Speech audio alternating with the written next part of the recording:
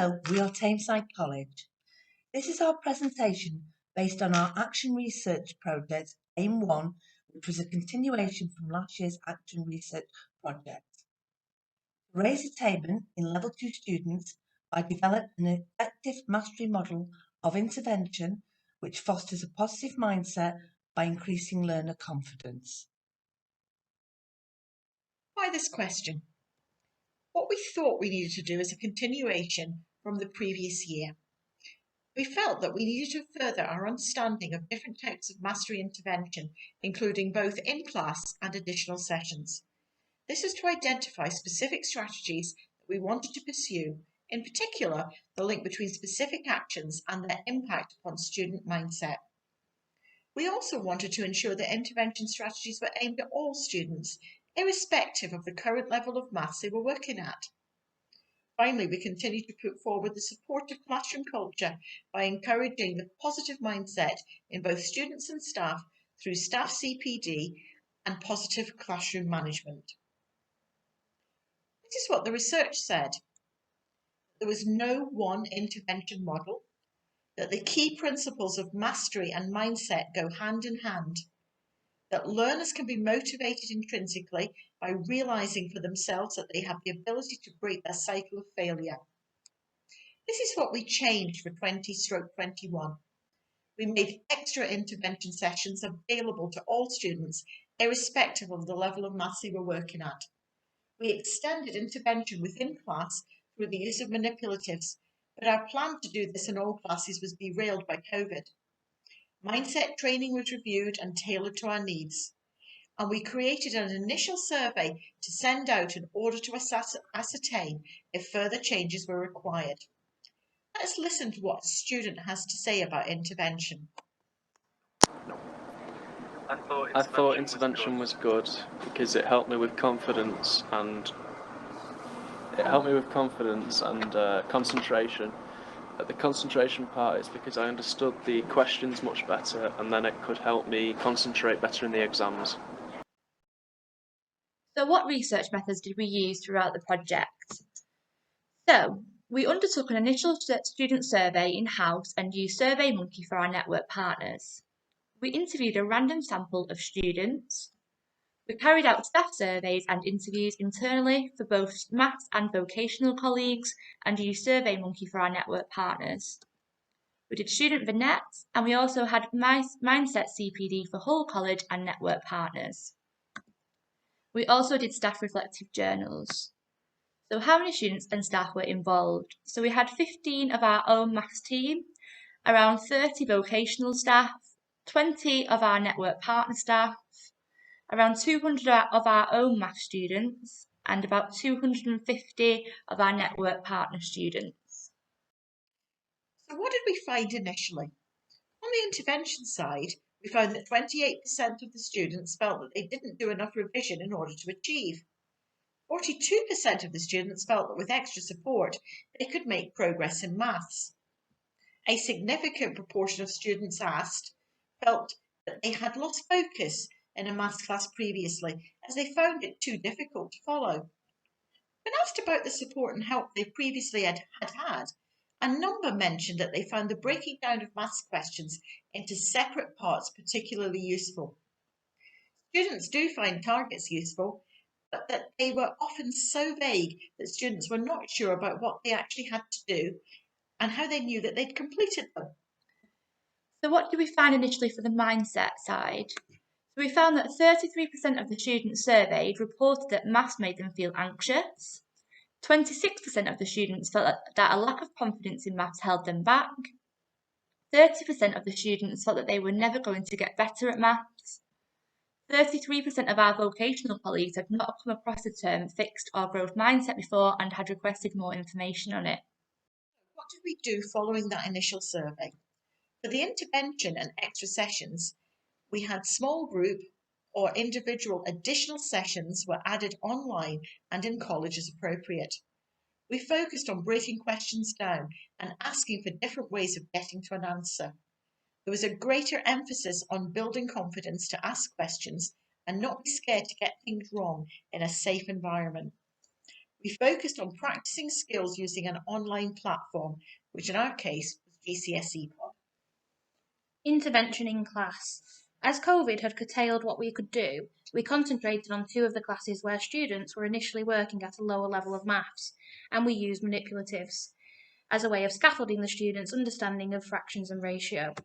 They were encouraged to work independently and investigate different scenarios themselves, moving the Smarties around, and were less dependent on the teacher telling them what to do.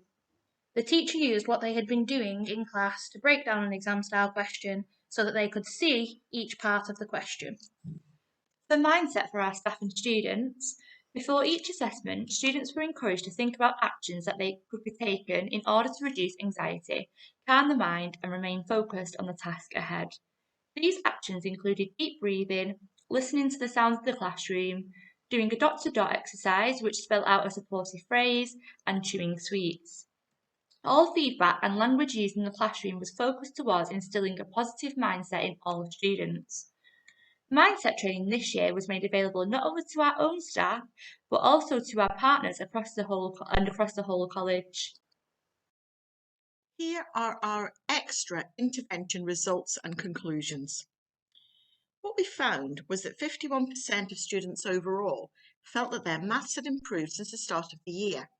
And when we asked the extra intervention students themselves, this rose to 90%. When asked if they would like some dedicated maths tutorial time next year, 39% said yes. When questions were broken down, 44% of the students said that they were able to answer at least part of the question, and a further 21% said that this made the question easier to understand. Our provisional results show that student intervention works outside of the classroom, as a significant proportion of intervention students will grade improve. Let's hear from one of our extra intervention students.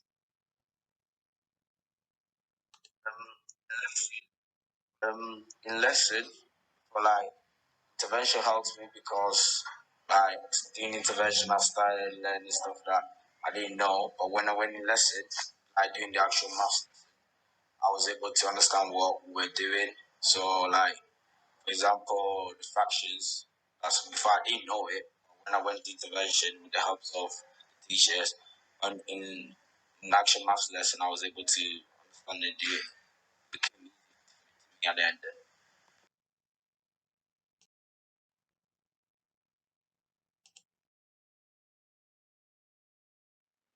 In-class intervention results and conclusions. Our findings were that 62% of students surveyed said they preferred to learn maths in classroom with access to the teacher and physical resources. In conclusion, both physical resources and other online manipulatives need to be made available to meet the needs of all learners. Let's hear from a student who used manipulatives during a maths session. I feel like the Smarties helped me with figuring out the fractions and the counting and all the number sides of that. I would look at the fraction and the numbers and stuff, and then I'd get the amount of Smarties that I would need. Yeah, I feel like it was easier using a physical object, because I feel like when Abigail just leaves us, but when she just leaves us to our own devices with a piece of paper, it's like, guys, do this here, without no physical, equipment like blocks or counters or what have you. It's harder. I would just say. So here are our mindset results and conclusions for both our students and our staff. So our findings from our students reported that the mindset techniques that we did in class helped them to remain calm, as initially 35% of our students reported suffering from maths anxiety, which declined to 27% by the end of the year. 32% felt that they could improve their maths, and 11% said that they liked to learn new things. 51% of students expressed an interest in developing their positive mindset and problem-solving approaches, and 43% of students said that getting a grade 4 is their main motivation in maths. In conclusion, student intervention works well in the classroom through the promotion of a positive teaching environment coupled with more individual and directed target setting. Our findings for our staff was that staff had the opportunity to think about their own mindset and approaches to teaching, and by investing in their training, staff felt revitalised and valued. In conclusion, for our staff, intervention works because it allows staff to dedicated thinking time as well as the opportunity to try fresh approaches and ideas. Here is what one of our maths team thought of the CPD. I enjoyed doing the CPD on mindset.